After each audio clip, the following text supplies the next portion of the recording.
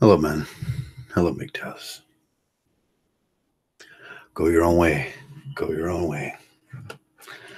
I figured I started early since I was getting bored. That's my go your own way. That's my sound check.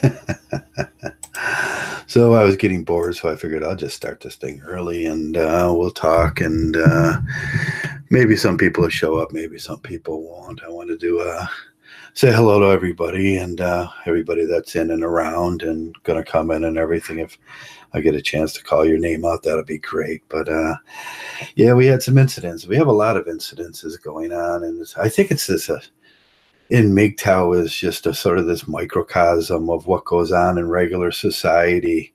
And then you could look at Mgtow and you can look at the shifting scene and how it morphs and how it does things and how the individuals act inside this scheme that we have here. You can get a good opinion, or you can get a good lesson about our general society. Last week, this week, we seem to have shootings and murders and stuff like that. And there was a commonality this week that kind of it freaked me out a little bit. It was too much of a commonality. The Las Vegas shooting, and then this Thousand Oaks. It was funny when I seen Thousand Oaks, because Thousand Oaks used to be where I said I lived.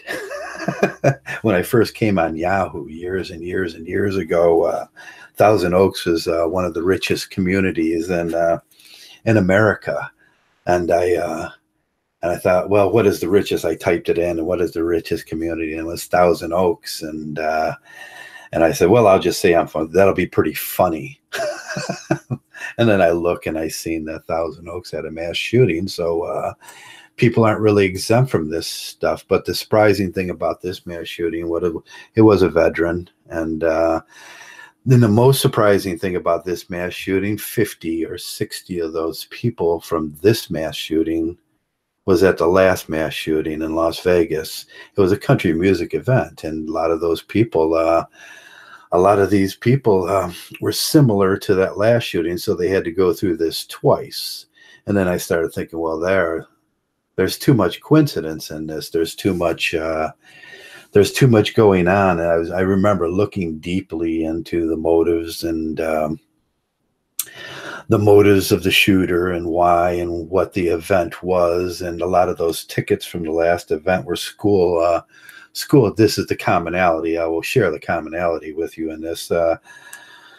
A lot of these tickets were country music fans from colleges and schools, and they were giving out the free tickets there to teachers and administrators and organizers and people like that. And then there was a more sinister undertone to this whole thing. And then these people from this Thousand Oaks, this was a common meeting spot for Pepperdine College, and the people that went there have similarities from the last people in there, and the Las Vegas thing. And then it was like, that's too much of a similarity to ignore. And then sociologists should look into this. Sociologists should say, hey, what's the common in these events? We have two different men. Obviously, both of them expired now. One of them a Marine that was looking for help himself, and he really didn't get the help that he needed. He was pretty much denied. This is what we'll go back into this. Is this become another what I wrote in the thing? Here we got another social fact. We got two mass murders, Vegas, and what's in common here? We look at the individuals in question like dolls. Most of the time, we blame these things, and we're asking society, more gun control. Well, and what are these crazy men that are doing this and all that? And then Mgtow comes up. Your Mgtow comes up. Your individuality. I look at veteran services because I used to deal with. I don't deal with veteran services anymore. They're just has it become just another social fact? And when you look at a social fact, you're looking at the triad of the social fact. When you have money that's donated And then you have the people over here that it needs to go to in services and professional help. And then you got the government up here. The money goes to the government, and it trickles down ever so slowly after the government officials, after the educators and the people in human services and the people in the educational system. And they all take their cut off. It trickles down, and we get this effect, which became ever so prevalent. And Veterans Affairs, we called it kicking the can down the road. What you do is you get a number for a person, and you want to describe how you were feeling about the events in your life and in your PTSD and stuff like that, and your suicidal thoughts and what it's like to be a man and all those things. So you get a number from Health and Human Services, from Veteran Services, and they give it to you. And then the next person, they come up and they fill out this form, and then you give it to them, and they go, well, here's another number. And then you get another number because we don't have services here, but we can. And you got this big building that doesn't have services, and then they go to the next building, and that building doesn't have services. They're all paper buildings running paperwork that are employing thousands and thousands of people under these guises of helping hands, helping themselves. These helping hands, helping themselves to the money, the trillions of dollars that are appropriated to these aforementioned groups. And I think, yes, it's become another social fact. And I explained the social fact and Durkheim's social fact in this. And I always look to Emile Durkheim when I have questions. I have questions about the killer, and I have questions about Mgtow, and I have questions about the individual and these things. And then I look to the individual for the question. We look for, like adults. We have a lot of questions that we do here, and let me see what's going on here. I seem to have lost something here. Oh yeah, my page just went out of whack, and I was like, what's going on here? Google was screwing with me a little. We have those studies into human actions. The collective, what we're noticing here is the collective. We have a collective of men that are disgruntled, and there seems to be these links from Adam Lanza to this newest one in Thousand Oaks, to the church shootings and the shootings of a Jewish synagogue, and there's this common link. There's this common collective, and people are experience what Durkheim would call social effervescence, where we all start thinking alike, and we all start asking the same questions. And sometimes these questions aren't good questions, and sometimes these questions lead men down the road to apathy and disgruntled behavior. And then we've got the red pill out here, and it's a multiplicity of coexisting in social units, and this mutual antagonism that we experience as men every day. What do we solve? There's methodological ways to solve these things, and there's a lot of ways to look at it. How can we solve it? What do we have to solve? It's under this. We look at this thing in Mgtow, and we call it the sui generis. It's look at him or himself in this unique way, this individualism of our own kind. And I say this a lot, and I really never explained it. When I look at Mgtow, I look at our kind, and I say, you're not part of our kind. When I look at some of these men that are simping and begging, and they're cackling hyenas, and their PUAs, and their shills, and I look at them, and I get that palms down look, and I think about the sui generis of that. I says, you're not one of our kind, and no one understands what I'm saying when I say that. And this forces most of us men into this this everlasting sort of study of human behavior and female behavior and Mgtow in the collective. And we look out at this thing and we see the shifting scene of Mgtow. And it's always a shifting scene. And sometimes I looked at Mgtow for these for answers on how I'm feeling about these mass murders and how I'm feeling about society in general. And I can look at Mgtow in the microcosm and get a better understanding of how men act, and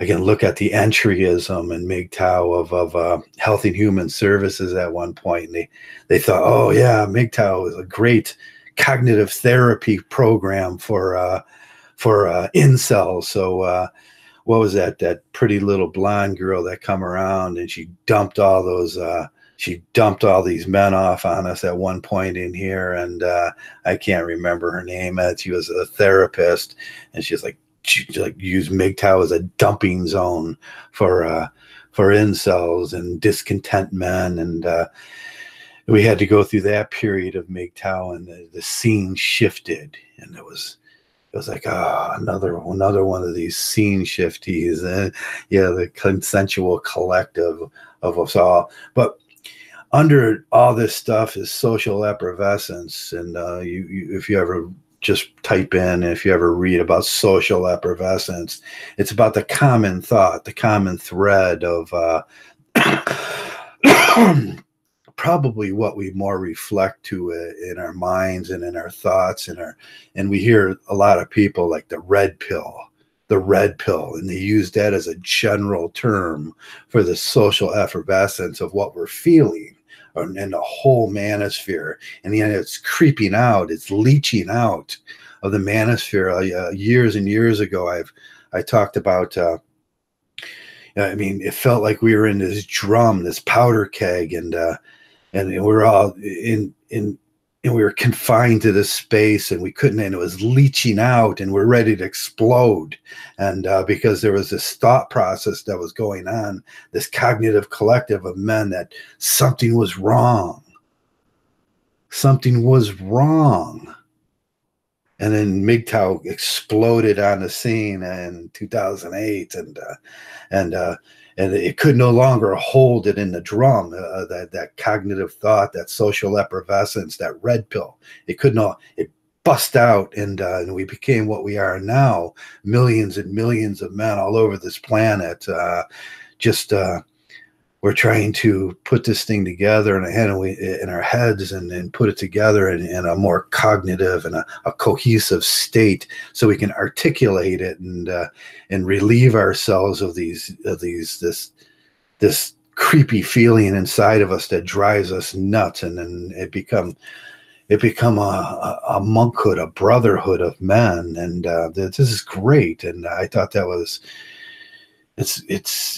think Mgtow in itself is the cure to most of the problems out there. The cure, if they'd ever embrace it, look what we're saying most of the time. Don't look at the morons, because we're always going to get these new guys around, and we're always going to get the newbies it's like taking a guy in your shop, he doesn't know nothing, and he does stupid things, and you got to teach him, and you're hoping that you pick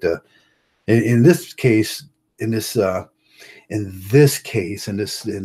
the collective of Mgtow, we don't have the ability to pick and choose who we want in here. So we have to kind of plow through these things, and we look for the individual, and we look for the autonomous individual, and we look at the way he describes what he's feeling, and that's from small cognitive therapy groups of disgruntled men to large schools, to wherever we go, it's here. And there's this endless competition for who could provide the best, Mgtow services or something like that now. And it's ridiculous, but it's all social dynamics and group dynamics playing out. And it's interesting to watch. And lately I've taken a break from it, because it all gets so just cluttered in your brain after a while. Your speech becomes like apathetic, and you're powerless and defenseless against these mechanicisms that are playing out in this thing. And but we always come back, and like angry Mgtow coined a long time ago, all roads lead to Mgtow, and I think he coined it from me, but he's right. All roads do lead back to Mgtow, and in this whole thing, the autonomous individual that we strive to be, and this men going their own way, this statement of sovereignty, this this focal point of becoming these individuals. We have to ask ourselves, how does this play out in the bigger world? And could we have saved some of these men? If they, could we have saved some of these things that happen if people would just listen to us and let us do our work? And these there's social forces that are poorly constructed around us, and like I said, the social network of the social fact of this thing is we got a group of individuals in the government that are sucking up all the money, and it never makes it where it's supposed to go. And that's what Durkheim called the social fact. And it's this big collective unconscious where they're doing their collective unconscious thing. And it's this group that's become so pervasive in our society, and they eat everything, and they're like those little peckmen that go on there, chomp, chomp, chomp, chomp, chomp, chomp, chomp, and they're eating everything. And you see their big houses, and you see their communities, which you aren't allowed in. They're gated communities, and we call them the elitists, but they're mostly government workers, and they're always the same. It's always the same. It works out in every different. In Rome we had it, and in England we had it. In America, we thought we rid ourselves of these feudal overlords that we had, that you had to pay homage to and let screw your wife before you got married. We didn't want none of that.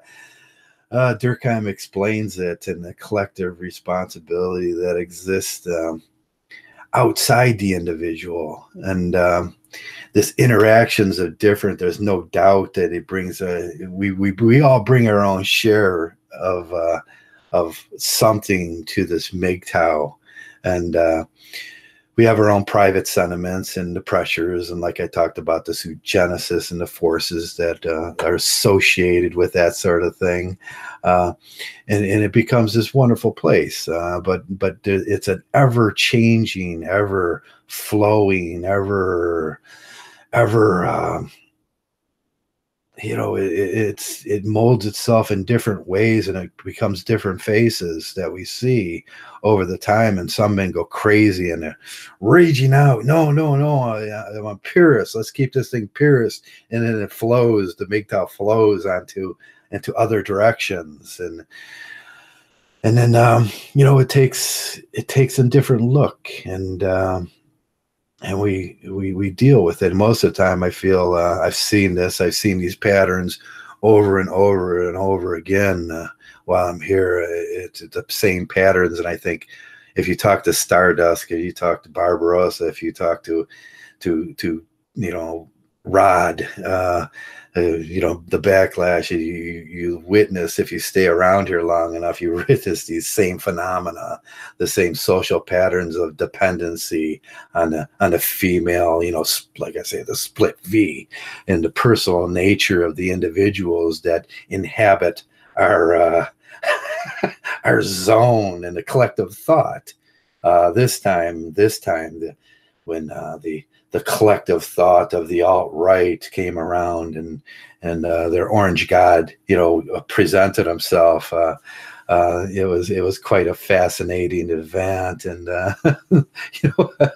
we hear the mystical rumblings of the orange god, and I just sit back and I laugh, and I know it's going to come again, and it's going to come again, and it's going to come around again and do the same thing, and we imagine around us, and the communication that goes on between the individuals and himself and the outsiders and the orbiters, and we see the same old thing, and it gets pretty silly sometimes, but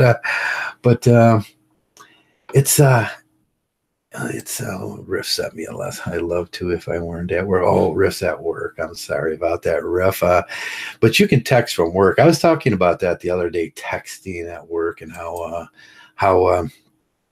kids are allowed to do that now.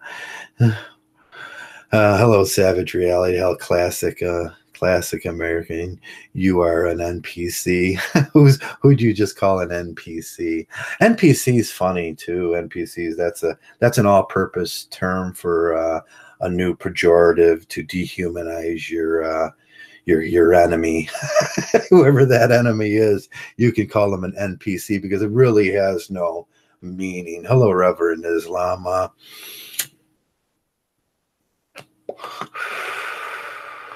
NPC, no non-player. That means a non-player and a construct.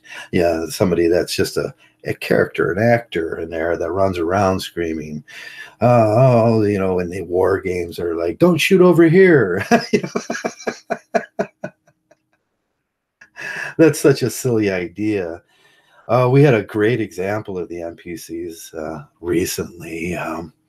I think the great example was, we got Trumpism. We got people that live outside of the United States, and we had the midterm elections, and we had all this excitement about this oncoming caravan of impending doom that's still stuck in Mexico City, and they've logged them and charted them in Mexico City, offered them health care and work permit, and that's how it's supposed to work out. And that's how it's supposed to work out. See, we have this thing called NAFTA, North American Trade Agreement, and with the North American Trade Agreement, they log your work privileges, and then you get into this thing, and then the next country over, maybe Canada and the United States, are supposed to co-inhabit in this thing, and you're supposed to ask Mexico, can we share paperwork here? And then now Mexico has them all logged and categorized, and got them health care, and got them and took their names at least, and now they'll move on. They'll decide if they want to live in the United States and Hawaii and Europe or wherever they want, but they don't have a home right now, so they can't go nowhere. And so they'll have to go somewhere, either stay in Mexico, and we'll lose about 3/4 of them will want to stay in Mexico. But we have the NAFTA. That's what NAFTA is about. That's the importance of these things, about knowing your system. NAFTA is to designate these people as worker permits, and then that makes it legal, the legality of this thing. So I hear the term often that there's no legality in it, and but even the president echoes this stuff, and he goes, "Oh man, these illegal. They're doing this illegally." No, they're doing it exactly the way you predetermined it when you signed that agreement called NAFTA. But he wants to screw with those things, and they don't see what happens with that. They're so stupid. I mean, I should be the president because they're really pretty stupid people. But we were going to get back to Mgtow. I don't want to go too far off into how stupid people are, because I could spend days on that. I still love Rift. Do you still love RPG? Yeah, RPGs. But now we have these new pejoratives that if you don't understand the individual's consciousness of all these people, that really people have different understandings, and the beast, and this thing goes deep. The beast goes deep when you're talking about the collective consciousness and the individual consciousness and the common results that are going to happen. You got to understand that people they form themselves differently in each group, and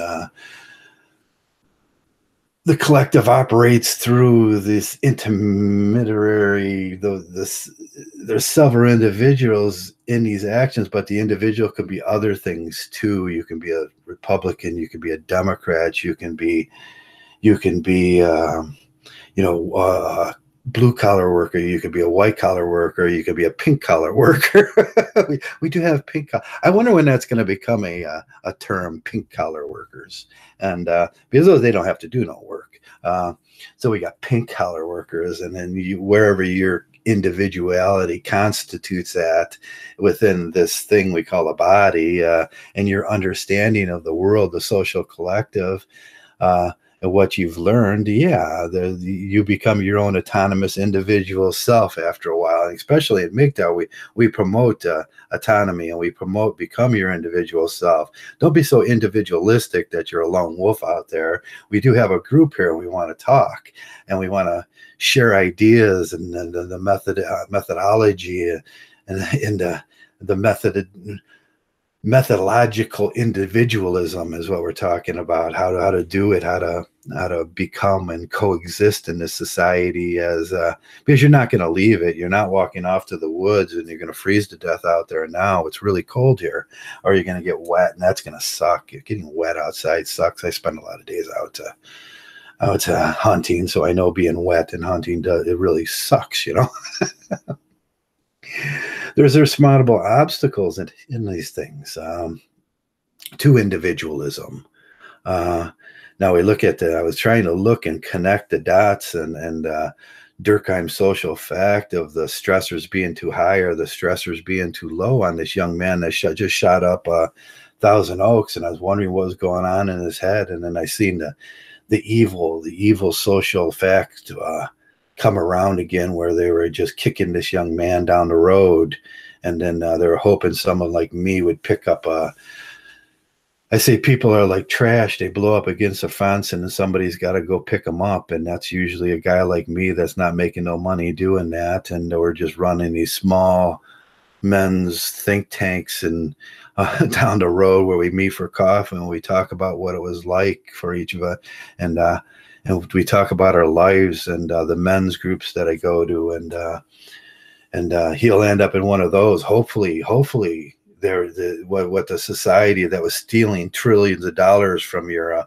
bank accounts were saying, well, hopefully they'll end up in one of Joe's groups, and we're like, hey, we'll take them, but we're not making no money from this, and you guys are all driving around in Mercedes Benz, and that's all great for you, but it sucks for it sucks for us, because we have to pay for our own coffee and donuts in this thing too. We can't even get a freaking fund for coffee and donuts from the government while we're giving you free cognitive therapy in our social groups.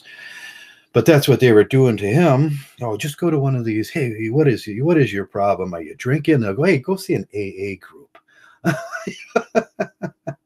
There's almost 110 different kinds of cognitive therapy groups, and this goes back to the Matrix, the film The Matrix, where not the Matrix, about the other one that we like with blah blah blah blah blah, Fight Club, with Darla and our hero, which one he was attending all these cognitive therapy classes because they just wanted to be a part of the group. But they found themselves outside stereotyped and disciplined for being a detractor, which was just funny, I thought. But that's what happens in this ever-changing social structure of Mgtow. If we have these lucid comparisons on our philosophy. And it gets funny. It gets so funny sometimes, these lucid comparisons on our thought. I was having a discussion with a Mgtow philosopher that's not much of a philosopher. He doesn't do philosophy, but he was great at political pandering, and he thought that was his special form of special power in his group.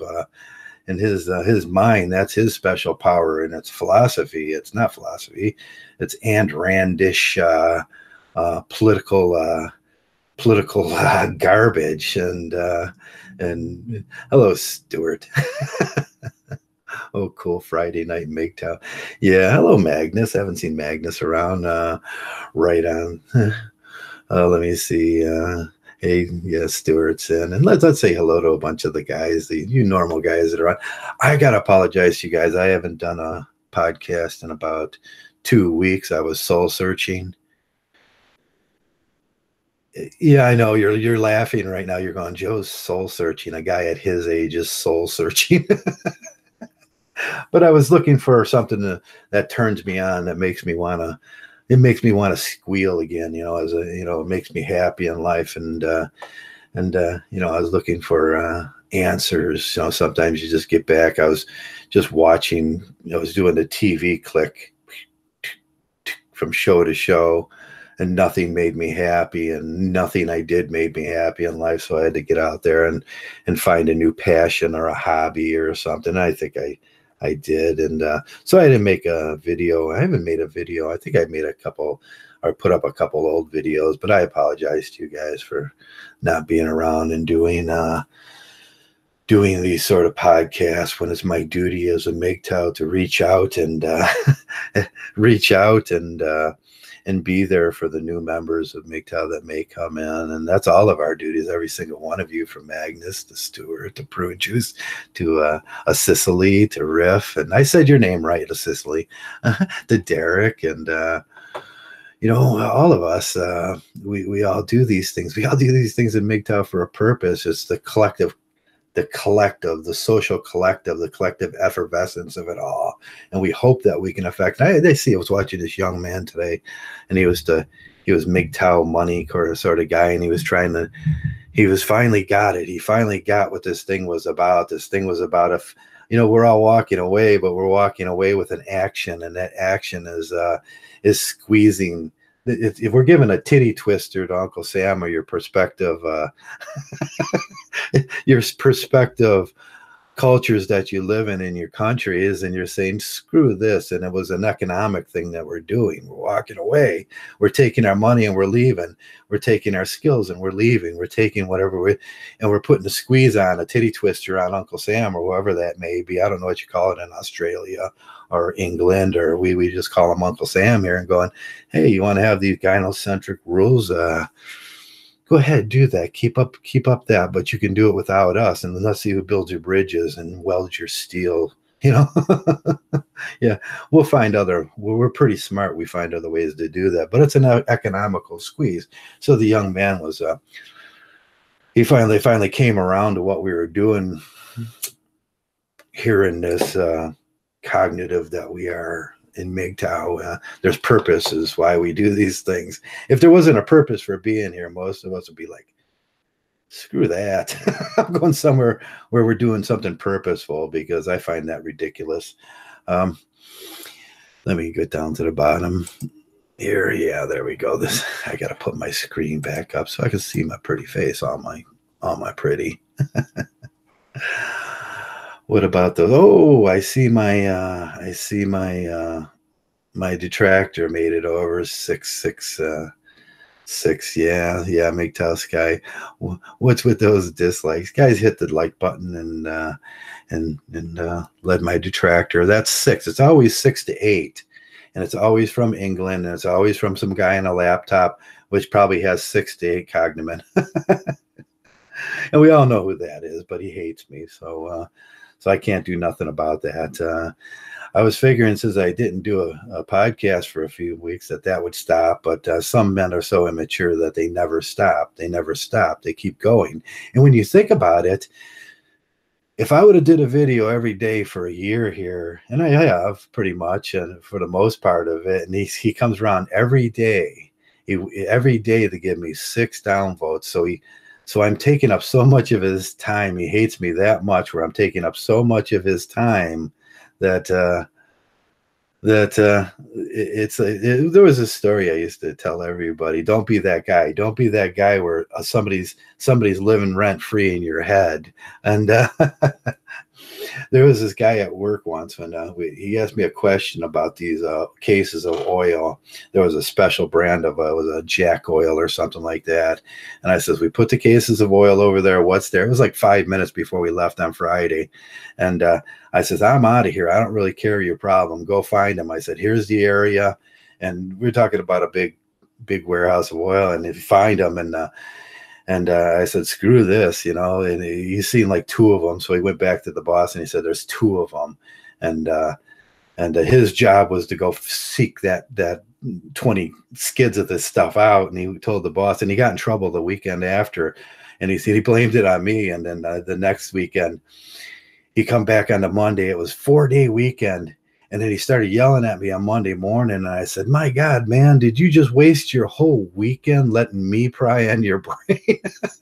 I'm living in that area rent free, just kicking cans over and smashing everything. And you're letting me do it. You idiot. But that's the way I see my detractor. He's an idiot. He's letting me live in his head rent free. And man, I will kick the cans over and I'll smash everything I see if I'm up there. That's what I do. So just forget it and move on. I suppose that's the best thing to do. And that's what we should all do in this space. You know, there's so many other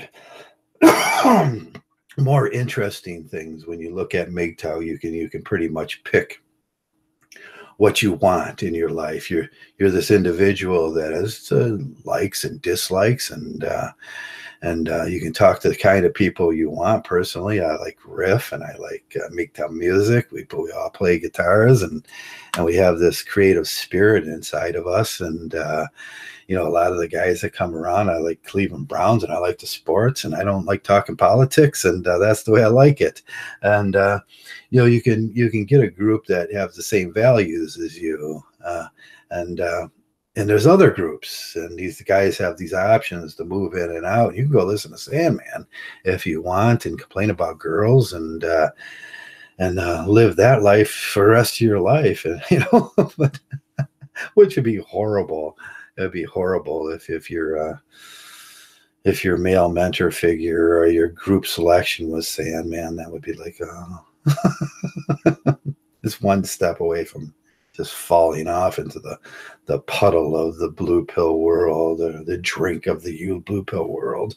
They're all one step away from leaving this thing. But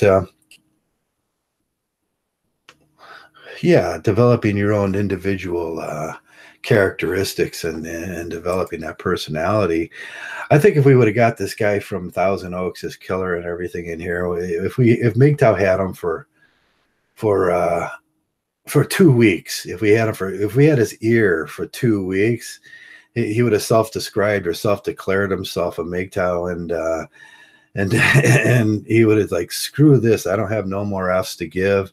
And he would have become a Mgtow activist, and then he would have had a focus on something in his life. You know, we shoot our arrows off into the world, our metaphysical arrows off, and what we hit, sometimes we don't even know. If you're shooting them up in the air, then they're going to come down. Now, there was a great book about someone shooting an arrow while he's rabbit hunting into the air, and it came down and it killed a guy, and then he had to suffer with that for the rest of his life. But I can't remember what book, whether that was Varnagit or something I heard or something. But yeah, we shoot our arrows and we give it direction. We give our arrow directions. We're directing it at this gynocentric here. That's what Mgtow's about.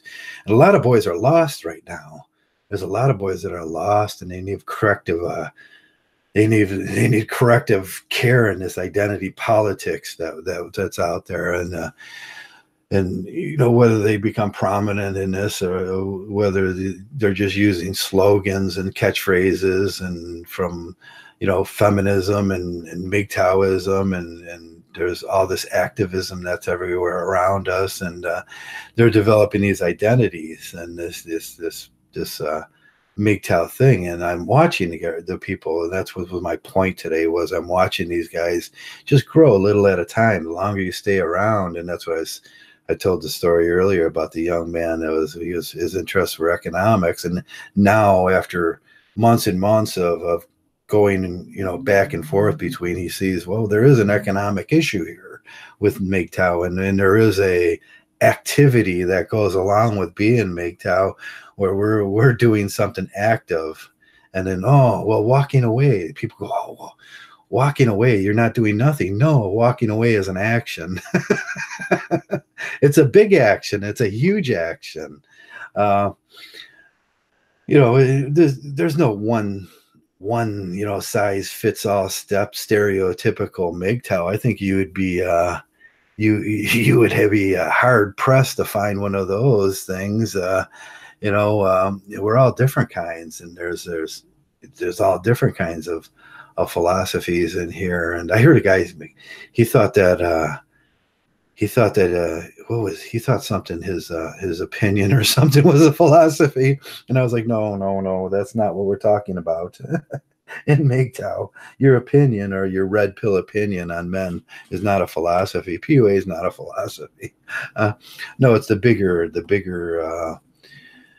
collective, that when you come around and you're part of a group, and then you start taking on the same intrinsic values as everybody else, and it becomes you just kind of see a Mgtow when you see a Mgtow, and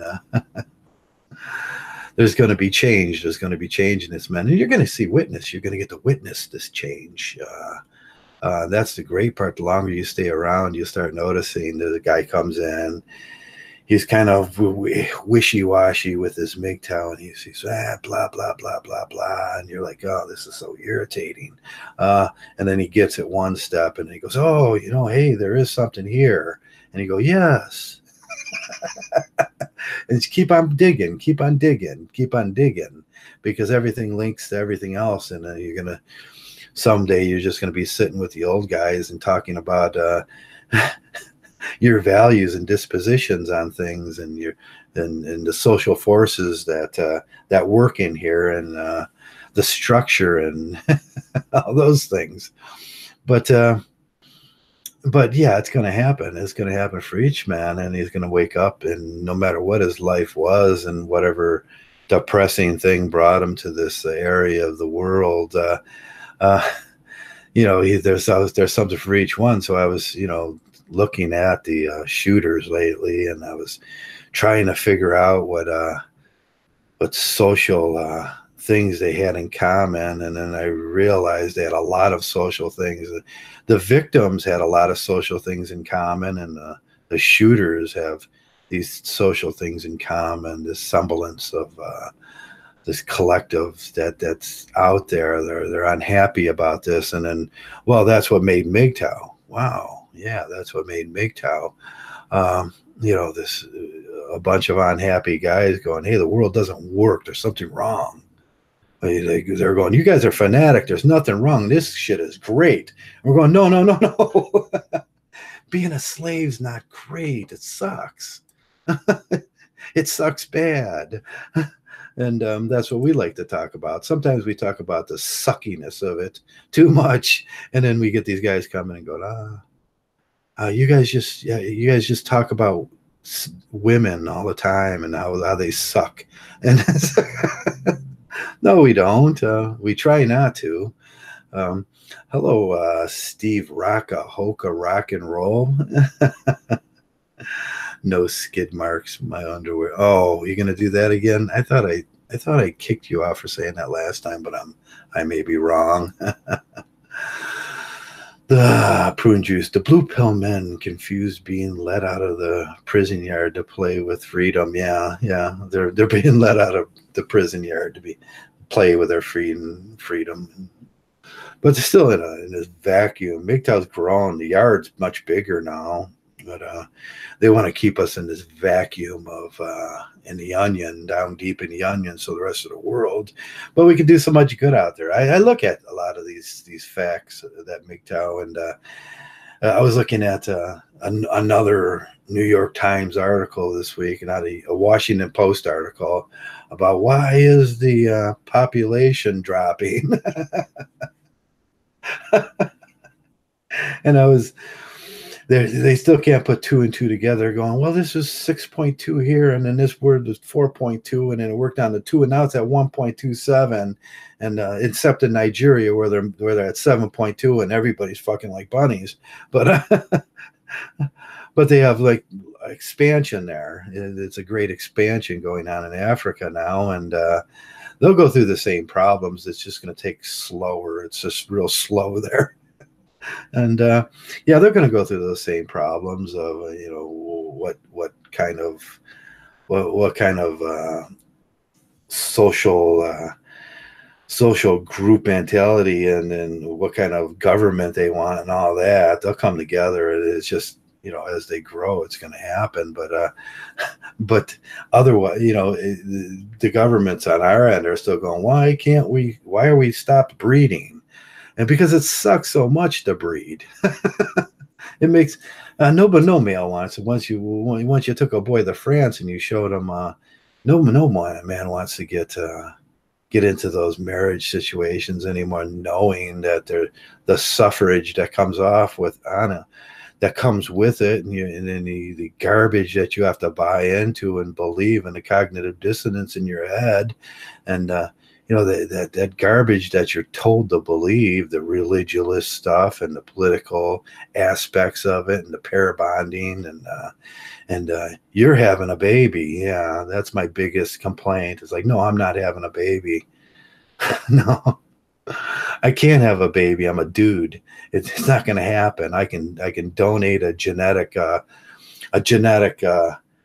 imprinting to that baby, but that doesn't make it mine. And she still needs to have accountability and responsibility for herself.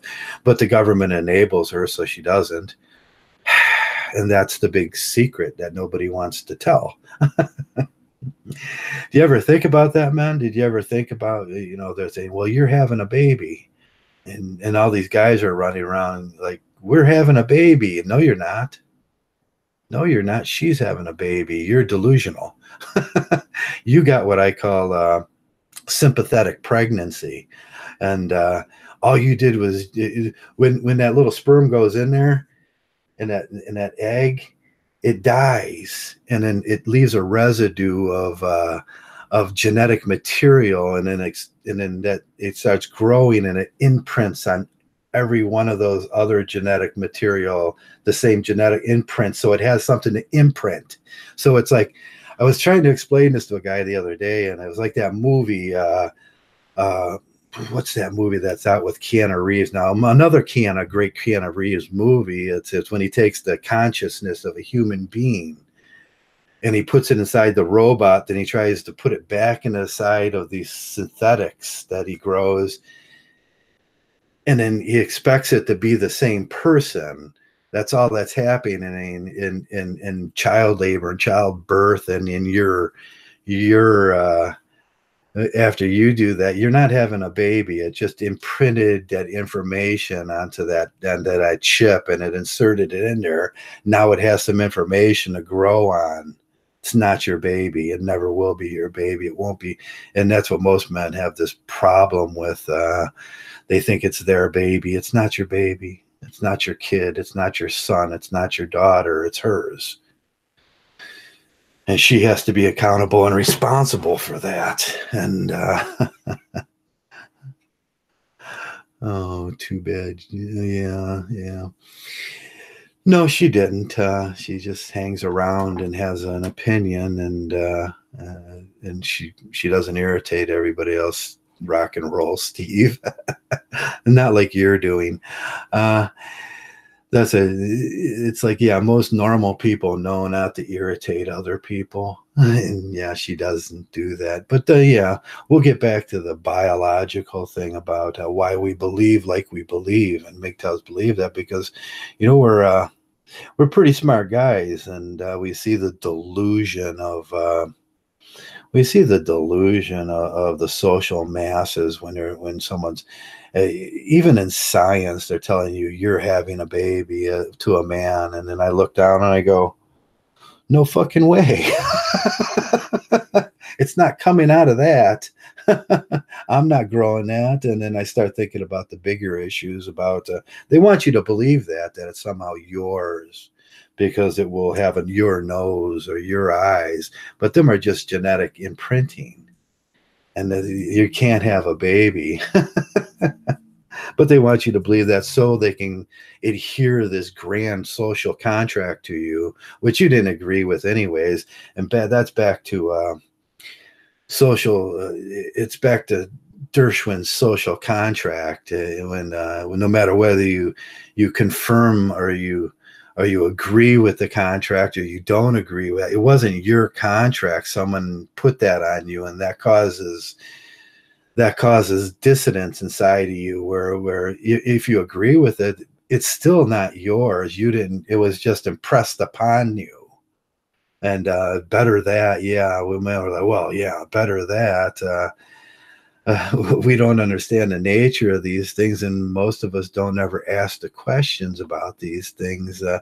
If you've been appropriated into this thing, and whether you believe it or not, it's still going to happen, whether you like it or not, whether you agree with it or not. And that's the tenets of social Dershowitz social laws. Now you can become we start looking at suicide and whether and stuff like that, whether what was demanded of you is too high or too low, or what was impressed upon you. And those are two different things. What's impressed upon you, what's appropriated to you, is too high or too low. And we can see horrible incidences of men that have not enough responsibility. And we can see horrible incidences of women that don't have accountability and responsibility. But the end result is suicide in males. That's what Dershowitz was saying. So Durkheim was saying. So it's Friday night, and I was just talking a little about the shifting scene and the shifting scene, because I see I've seen a lot of discontent, and these guys aren't asking like this, and they're not acting like Mgtows, and they're not. We were talking about LFA the other day, and his idea of a Mgtow is, there's levels where you can get married. You can have a long-term girlfriend. And I was thinking, wow, that's level 1/2, 1/2 of almost level 1. But you'll get it someday, son. You'll get it. Just keep plugging away on that. And that's what I say. Keep plugging away on that, and someday you might understand level 1 Mgtow. That guy's a moron. But he's really energetic. He's really energetic, and he's like one of those salesmen. He's like the energetic salesman that I was talking about. He's like, woo, smash a beer can on his head and like I'll sell you my philosophy or and you find out that it's just some personal opinion he has on the world. And wow, that's not a philosophy. That's just your personal opinion. And what he really wants is like nobody to irritate his bubble, that bubble that he lives in. Nobody say nothing to irritate, especially freaking Mgtows. Don't irritate that bubble that he lives in, because he's going to be like all energetic on you. I remember being like that when I was young, all young and energetic. I was like, woo, smash a beer can on my head, and like, woo. I could describe some shit then, but I don't think I knew what I was talking about then. The basement level. Yeah, Magnus, is there a basement level Mgtow for these guys? These college frat boys that are like, man, Mgtow is somehow cool. No, Mgtow is never cool. And Mgtow should never be looked at as something that's cool, because we're trying to solve social problems of such magnitude that how many men commit suicide a year, and how many men live in misery and slavery. Yeah, that's not cool. But they're going to make it into a cool social group where they exchange testosterone with each other. Son of a bitch. I mean, personally, he's all right. I think if I went out to the bar with him, I'd be like, woo, yeah, let's have a good time. But as for the Mgtow goes, I go out with my blue pill buddies all the day, and he looks like every one of my other blue pill buddies that are like, yeah, we're gonna go out and find some bitches tonight. And I'm like, nah, you guys do that, and I'll just sit over here and watch you asses. And I let them do it, but I have no say so in that. They're going to do it anyways, because they're just blue pill guys that have been programmed like that all of their lives. And it's like, so when I see that in Mgtow, that same, you're just like every one of my blue pill friends. And I do have blue pill friends. I don't impress this thing onto them, and they know not to invade my space and ask me about things like what I'm doing with my pecker. And that's one of the things about being a monk. I try to explain that to the guys, but they don't seem to get that. Don't ask, don't tell policies. I'm not going to tell you, so don't ask me. And if you do ask me, I'm going to be like, that's gay, man. Really, it is. It's gay. It's so gay. LFA is now lung fart anus until someone corrects me. Yeah, but he's new, and you gotta have some patience with these guys. And I like that other guy, the economically invincible. He's coming around. He's getting it. He's slowly learning, but it will take months and years and everything. And I think every guy, it's great when I look around and I see these things that have manifested over the year. And some of the guys ended up being monks, and they're like, yeah, I can see the logic. That's the end. That's the end. That's the end game of this thing. You can fight, and you can fight, and you can fight, and you can be the energetic salesman, and you can be like, "Man, I'm going to find in the Walt, and I'm going to get married, and I'm going to have this great relationship and everything." And I'm thinking, "Yeah, you go do that." Let me know how that turns out in this society. And most men that have these reservations to begin with, this sort of what they call the red pill reservations, they come around eventually. They're like, yeah, that wasn't a great idea, and I was an ass. And there's Dougie, and Dougie's gonna want something. I just gave him a can of food. I gave him a can of Alpo chunks. It was that in the gravy, and he's like, oh man, I want another one. He's a good dog. What are you doing, Dougs? What are you doing, Dougs? He wants his back scratched. He hasn't learned how to roll over and scratch his back on the ground, so he wants me to do it for him all the time. And I think he's too fat to do that, and I have to teach him, like, roll over and scratch your back on the ground, and you won't need me. It's part of independence, and in this house, that's we promote that. But Doug's cool. Stuart says, I have a lot of respect for Global Man, even though I didn't follow his channel that much. Yeah, they'll all come around. Dogs are better companions. They are. Dogs are better companions. Except for maybe Dougie. There's a little bit evil in him. Yeah, Doug. And he knows when you're talking about him. He wants what he wants, and there's a lot of comparisons to him too. You can take sometimes the behavior of the pedophile here is you can relate that to the doggish behavior of women nowadays, at least. It's like, yeah, they want to eat, they want a burger, they want to spend your money. He has no. If I left my sandwich on the table, he would eat that too, and he wouldn't care if I passed away from starvation. He wouldn't. And that lack of empathy, you can surmise that to the lack of empathy. After the divorce and everything, you go, I don't care what happens to you. You go away. You can starve to death for all I care. But I get your money. Every time you go to work, I get half of that shit. And that's like a total lack of empathy. It's like, yeah, she's happy. She got you. It was a trick. You thought you were pregnant, and then someone told you were pregnant, and you believed it. No, you're just genetically imprinted some information from a piece of flesh that accidentally ended up in her. And I will say accidentally, because you didn't know what you were doing. And I was crazy. I didn't know what I was doing on that one. If I would have known, I wouldn't have done that. I swear to God. If I'd have known, yeah. And then you got to worry about whether that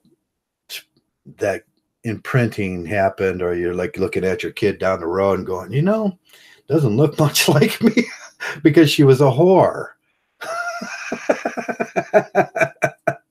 That's right. And she didn't tell you that either. Yeah, she was a whore. There's sperm guarding and all that shit doesn't really work. And Oh yeah, yeah. I try not to think about that, but most men and so a lot of men are duped. I think they did it as some experiment in Yorkshire. It was Yorkshire, England, where they went around and they took the DNA from all the men and they took the DNA from all the kids, and they found out that 30% of the kids, nah, yeah, she was a whore, and he just found out. I don't think they told the guys. And I think all the guys that study came out were like looking around, going, "Nah, that wasn't me. You're not going to be the one." Yeah, it wasn't you. It was the Sargon effect. I always say the Sargon effect is Sargon comes and he calls all of his fans a bunch of idiots, and every one of the fans look around and go, "He must be talking to the other guy because he's the idiot." And that's what happens with that's what happens with men in this thing with women too. All the other guys are idiots, and we've seen that with some of the new guys. All the other guys, they ain't doing it right. They ain't doing it like me. I got some 25-year-old kid that was just like me when back then, going, I got this shit nailed down. I got this shit. I know everything about this. I'm gonna get me an LFA, an LTR, and then I'm gonna get me one of those marriages, and mine's gonna work, and I'm gonna have the only one in the world that ever worked. Because I got this shit down. That's the way I was too back then. I got this shit handled. I got it tied down. I'm the smartest person on the earth. Yeah, then we find out we're all asses. Pretty much any guy who goes to a public school now's life is ruined. Public schools. Yeah, yeah. I sent my kids to private schools the Catholic schools. It cost me seven. At that time, it was like the 90s, and it was like $24,000 a year, and that was like a big chunk out of my pay, and I would have did it anyways. But it was like that's painful. That's like child support in itself, and when you don't trust the school system. And I couldn't send them to the Cleveland school system. That was like, whoo, at that time. Whoa. They would end up getting murdered. Oh, or become stupid. One of the two. Either one of them was going to murder them. Yeah, public schools are randomly filled with the same kind of people we're talking about in the low bar there. There's this social fact that goes on now, and they're just there to collect a dollar. You know, they want to get paid, and they really don't want to do that job. And but they have to put up with all these kids coming in every day. That's the way teachers look at it. You can tell by the days they want off now. They want all these days off, and they extended the kids' school year around. They're like, man, we're here, and these kids keep coming in here, and if we could just get rid of the kids, then we could be teachers here and just do our jobs. Because they don't realize it's about teaching anymore. We are going to be shamed into being repairmen and cleanup men. Yeah, yeah, yeah. We're all maintenance men. That's why I've been a maintenance man all my life. And sometimes, I mean, that's all you do is you clean up other men. That's what Varnicket said in Breakfast for Champions. I think it's in the address at at the beginning. He says, I'm sick of cleaning shit off of everything. And that's the word he used too. So quote Varnicket, not me on that one. He says, I'm sick of being a maintenance man. I'm sick of cleaning shit. Maybe it was a 13 style. I can't remember which book it was in, either Breakfast of Champions or Stolic 13 or whatever the one he wrote. But that was his sentiments too, and he tells the story about the plumber. But you got to read it. Go ahead and read that stuff. Join the club if you're not helping the lazy and over entitled. It's fixing up incompetent workmanship. Yeah. God, I hate working out. I hate incompetent workmanship. There's a rule. There's always a rule in our shop. First, you do the job right. You don't make scrap. And then the second is you don't work after somebody else. You don't work after somebody screwed something up. You tear it all down. It was we called it fix it or break it, one of the two, because you can't work after an incompetent workman because you'll never understand what he did. So either put a new one in, it was either put a new part in, or fix that son of a bitch. But don't try to don't try to repair it. Measure twice, cut once. Yeah, I'll pull that son of a bitch out if I don't understand it, and we'll put a whole new one in there, and that's it. Because I don't really care about doing that thing. No, don't work after an incompetent workman. Yeah, man. measure twice, cut once. We did that the other day. We were doing something and we measured once and we cut twice, and then we fucked it up, and it was like, "Goo, I know that one." But as old as I am, I still fall for the stupid things in life sometimes. And we all make mistakes. We're all fallible. And that's irritating. Some of us make less mistakes. I think I started making mistakes when I got older. My mind got a little less sharp, and then I started making mistakes, and I was like, this sucks.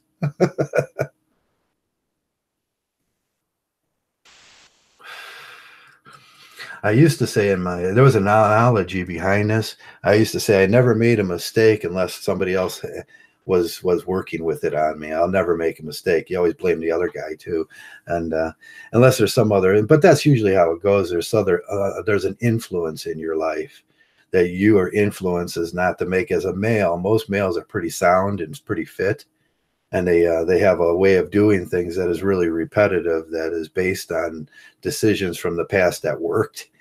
And we're really repetitive kind of people. We do the same thing over and over and over again, and if it works, I'm going to do it that way again. And that's with everything. It's like fixing shit.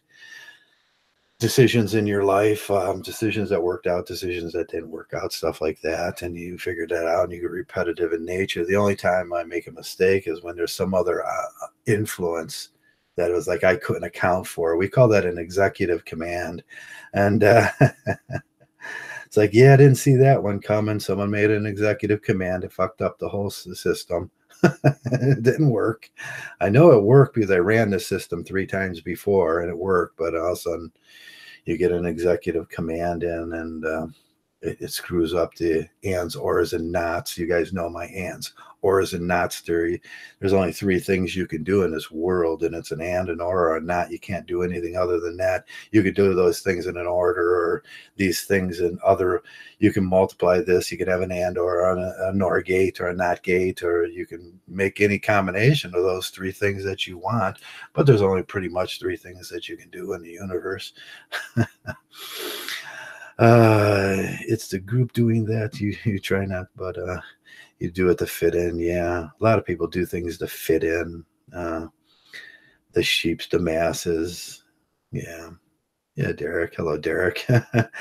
Yeah, that's the problem with our society. Everybody just does what they're supposed to do just to fit in, and you become a hipster. What an awful thing to become in life, a hipster. I end up wearing an army coat with a Led Zeppelin shirt. Just smack me. Or used. I have to buy used jeans and used army coat because that's hipper.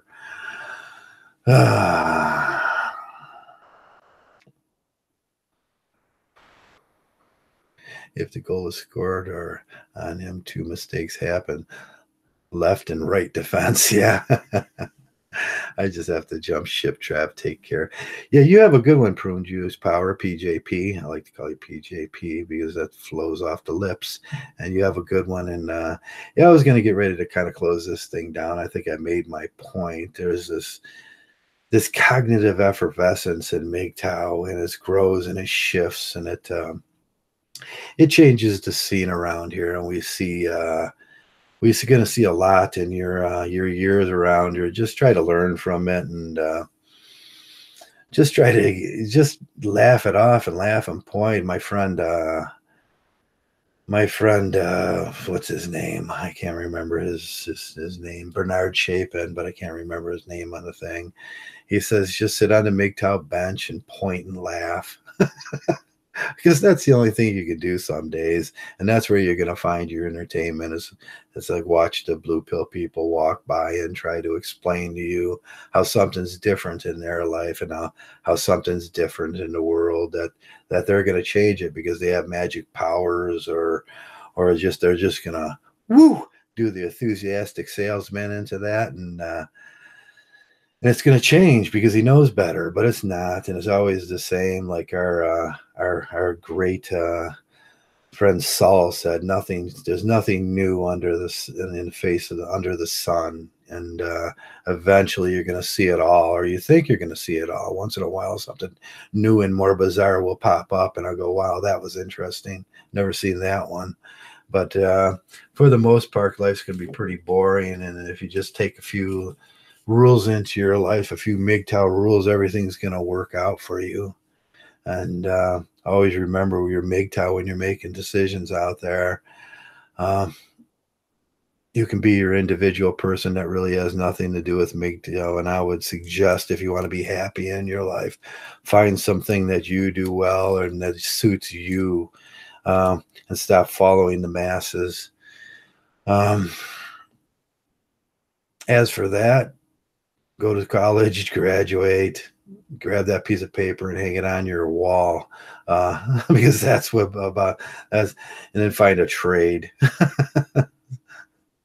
Otherwise, you're just going to be a desk sitter for the rest of your life, and you don't want that. Or, but that's good enough for some of our blue pill friends out there. That's good enough for them, and I'm sorry for their tribulations in life, but we see movie after movie about how they're searching for their identity, and all they really had to do was join Mgtow to find it. And it was the easiest step in their life. Take a deep introspection into yourself and figure out who you are, and go your own way, man. Go your own way. As for the rest of the world, I don't think we're going to be able to cure this thing. There's just too many people out there. I don't know if there's 7.2 billion, trillion, bazillion people anymore. I don't know how many there are. I lost count. And 90% of them are blue pill and just as confused as the day they were born, which makes for a pretty miserable place. So if you're worried about the shooters and you're worried about all that stuff, that's going to be a pretty normal place, because there's a lot of disheartened, unhappy men out there that are being affected by this thing called gynocentrism, and they're being affected by poor governments and horrible rules, and people that know better, that should know better, that are just acting in their self-interest. As for this last shooter in Thousand Oaks, if he would have got a little cognitive therapy and the free Mgtow program with Joe or Derek or Gravy Bag Bill or Stuart or any one of us, we would have probably avoided that whole mess. But they kicked the can down the street long enough, the can's going to fight back. And that's our message in Mgtow. If you've been kicked down the street long enough and it's been hard enough and you give up, just focus back on the world to get yourself a little Mgtow, and we'll give you a program that works. You can shoot your arrows out into the world with a little more decisiveness. So at least it works out a little for you. And if not, some of these men will find themselves out there with shooting real bullets at real people because they didn't have a voice. And that's the crux of it. And that's the thing we would like. We have a little empathy, and I have empathy for all these men. How horrible did you make his life before he went and did that? And they're not all crazy. There's nothing crazy about this guy. At the end, he talked about, he was social messaging thing. Do you think they'll see it now?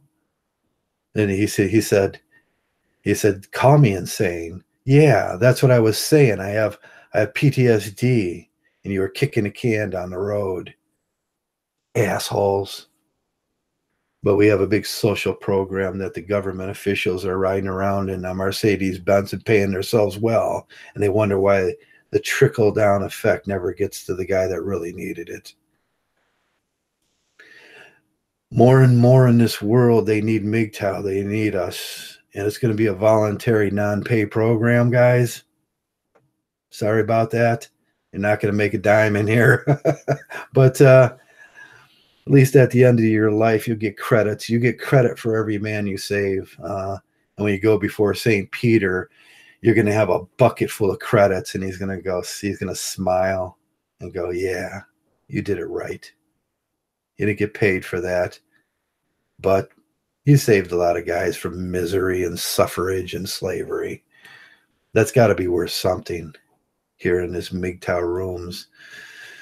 I'll just call it invisible credits. You get credits, guys, and I'm giving credits out to each one of you for hanging around and listening today.